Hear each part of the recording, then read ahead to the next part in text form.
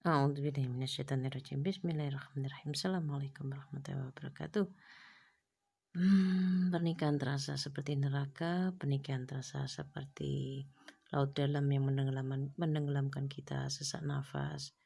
Buat kita tidak pengen pulang, buat kita tidak pengen ada di rumah, bahkan berkali-kali menggagas dalam pikiran kita, bahkan bisa jadi lebih konkret lagi tentang perpisahan, perceraian. Lalu keruwetan ini tidak bisakah diurai? Tidak bisakah kita memperbaikinya, memperbaharuinya? Bisakah kita renewing our marriage? Tentu saja jawabannya bisa. Surga dan neraka itu terbuka sampai kita mati nanti. Jadi selama kita masih hidup, semuanya adalah mungkin, semuanya adalah bisa. Lalu dari mana kita memulai? Tadi innamal a'malu binniyat, ketika kita mikirkan, ya opo ini? Kudu diapakno, ini harus diapakan, ini apa yang harus kulakukan? Gimana caranya? Ketika kita masih punya niat seperti itu, maka akan datang pertolongan Allah yang berikutnya. Allah Maha Tunggal, maka 1000 cara untuk menuju renewing atau perbaikan.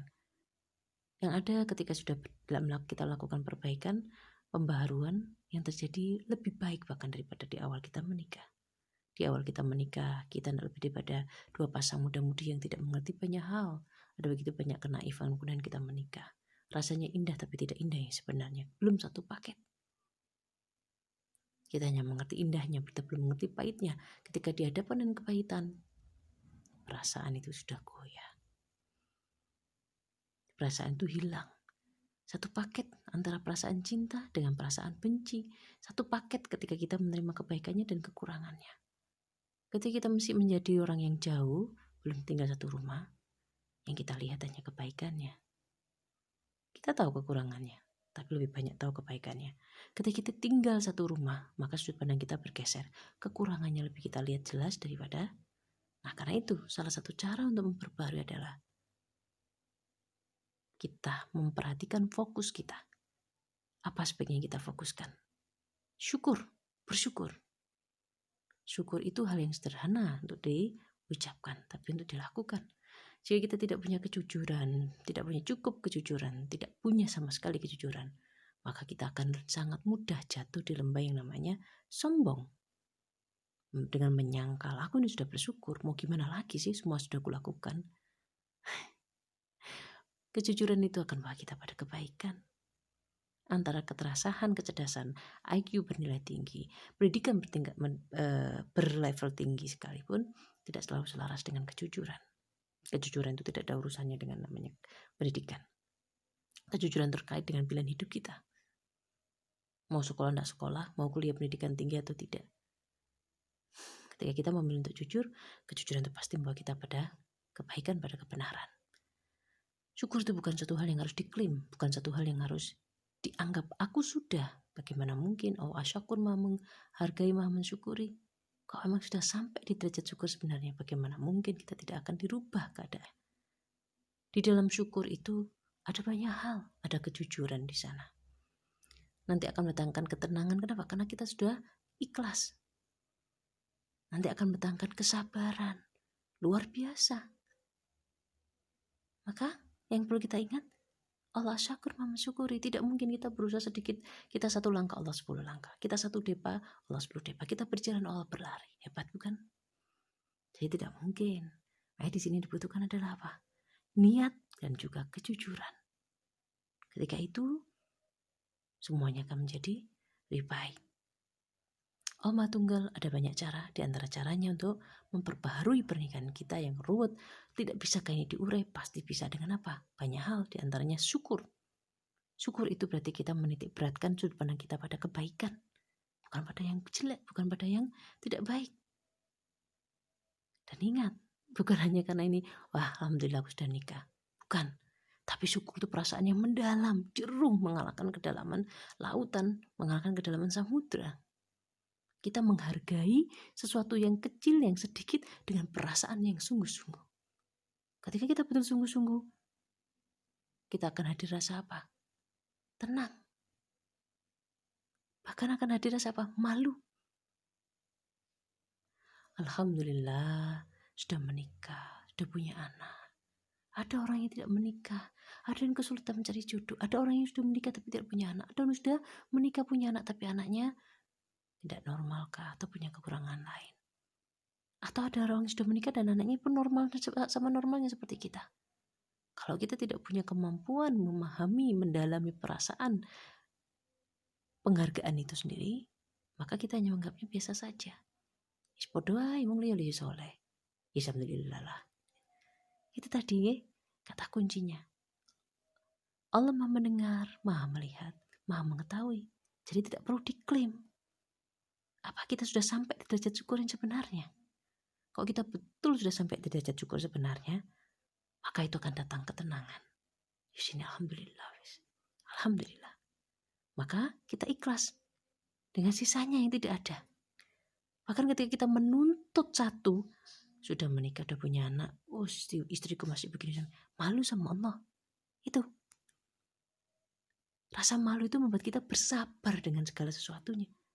Rasa malu itu mampu mendatangkan kekuatan untuk menjadi lebih baik. Bersabar itu satu kata yang sepele, tapi sebetulnya luar biasa. Akan mampu secara realita, secara perbuatan ketika dikonkretkan, ketika dijabarkan akan banyak. Intonasi kita bisa berkurang menjadi yang dingin, yang kaku, yang penuh amarah, yang penuh kebencian, bisa berkurang menjadi intonasi yang lebih lunak, bahkan lembut. Begitu juga dengan ikhlas. Ketika kita sudah ikhlas, sorot mata kita, detak jantung kita, cara kita berdiri saja. Ini jabaran konkretnya. Sementara jabaran mentalnya seperti tadi. Tapi kalau perasaan kita tidak jujur, kita akan bilang, aku sudah ikhlas. Ingat, Allah As-Sami, Al-Basir. Allah Maha melihat, Allah Maha mendengar. Karena itu Allah Maha mengetahui. Tidak bisa dibohongi. Boleh kita mengklaim. Justru di situ permasalahan dari pernikahan. Seperti tadi disampaikan, kita menikah dengan begitu mudahnya. Muda usianya, muda juga pengetahuannya. Hanya ada begitu banyak kenaifan. Ketika belum menikah kita melihat banyak kebaikan, tapi setelah menikah karena hidup bersama yang kita lihat ada kekurangan sudut pandang kita. Itu yang menjadi masalah. Karena itu penting sekali. Kita belajar tentang syukur dan bersyukur.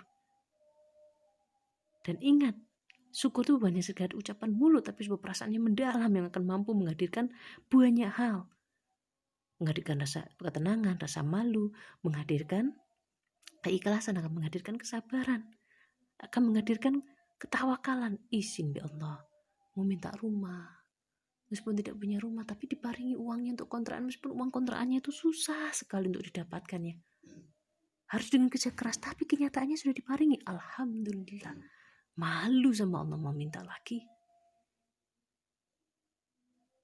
Sudah punya istri, sudah punya suami. Memang suami kita masih begini, istri kita masih begitu, lisannya begini begitu, tapi malu sama Allah. Sudah punya istri ini kok tidak bisa disyukuri. Ini kok tidak bisa disyukuri. Bersyukur pada Allah. Ya Allah, udah diparingi suami. Matur nuwun, udah diparingi istri. Matur nuwun, masih diparingi anak. Padahal kita kemarin itu tidak bersyukur. Padahal kemarin kita tidak mengerti syukur. Tapi Allah tetap maha baik memberi kita banyak. Memang kita kesulitan uang. Untuk makan susah, rumah tidak punya. Tapi subhanallah, dilihat lagi. Meskipun itu sulit, ternyata Allah memberi. Ketika dijalani sulit, tapi kenyataannya kita bisa melalui. Dan ketika kita sudah lalui, iso ternyata kita bisa nyekolahkan anak-anak. Ternyata meskipun kita hati-hati bisa. Yang membuatnya sulit karena kita tidak bersyukur, karena kita tidak menghargai satu kebaikan itu. Alhamdulillah, istriku menyebalkan, tapi dia sudah membersihkan rumahku. Malu sama Allah, tidak menghargainya, sombong sekali. Memang istriku masih begitu, tapi sudah masakkan, sudah ngerawat anak-anakku. Memang istriku tidak ngereken sama rumah sama anak-anak, sibuk dengan pekerjaannya. Tapi alhamdulillah masih mau jadi istriku. Sudah pernah melahirkan anak-anak untuk aku. Malu sama Allah. Satu hal kecil saja disyukuri mendalam, maka satu paket dari kesyukuran itu akan datang, sehingga ketenangan itu akan datang. Kalau jiwa kita sudah tenang, maka seperti tadi jabarannya sorot mata ucapan kita, tidak nyendal-nyendal atau tidak nyengol-nyengol, tidak ketus-ketus. Pikiran kita tidak dipenuhi dengan prasangka. Malu sama Allah memang suami cuma bawa uang 20.000, 50.000. Seminggu sekali kadang 150.000. Atau mungkin suami kita bawa uang banyak tapi kita sering ditinggal. Selalu ada titik, selalu ada jalan kita menemukan kesyukuran kita. Kata kuncinya, jangan pernah mengklaim. Kalau kita sudah malu akan datang paket-paket berikutnya. Tidak perlu kita menganggap aku sudah ikhlas, aku sudah ini. Jangan katakan sudah. Urusan kita kepada Allah. Buktinya kita masih hidup, berarti belum mati, berarti belum dihukumi, belum datang hari kebangkitan, belum datang nanti hari hisab. Jadi tidak perlu kita mengklaim. Yang harus kita terus usahakan adalah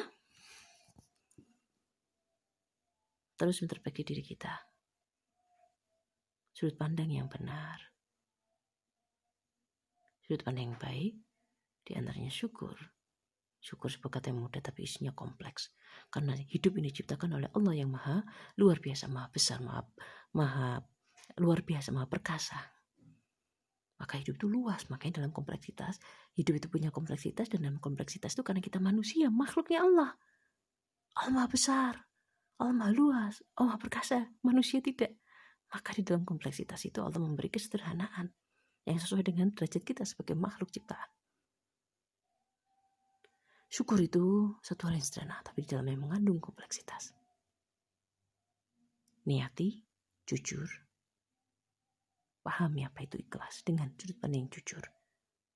Berhenti mengklaim, berhenti merasa sudah.